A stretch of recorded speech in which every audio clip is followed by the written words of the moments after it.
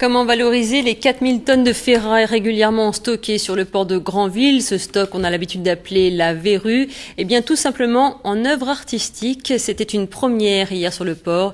Des sculpteurs et des soudeurs sont venus réaliser leurs pièces en direct devant le public. Un spectacle de nuit féerique comme ont pu le constater Alima Najibi et Pascal Delagneau.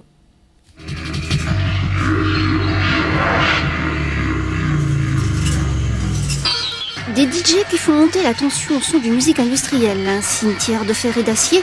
Bienvenue dans l'atelier à ciel ouvert des travailleurs infatigables de la nuit. Des génies de la ferraille. Très bonne idée, c'est génial. C'est original, c'est un art, c'est très sympa.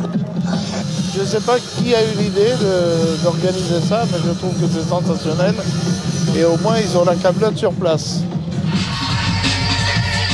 On dérobe quelquefois des morceaux de ferraille pour faire des sculptures avec mon ami Marc.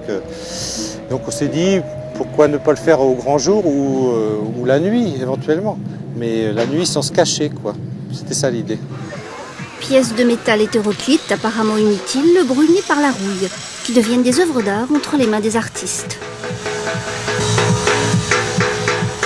Pour faire les cheveux, j'ai trouvé du vieux grillage dans les tas de ferraille. Pour les bras, c'est très difficile parce qu'on ne dispose pas ici de matériel pour les tordre. Donc il faut trouver de la barre qui a déjà la forme du mouvement que l'on souhaite donner à l'œuvre. Moi, ça m'arrive de trouver des morceaux. Ce sont des sculptures abouties.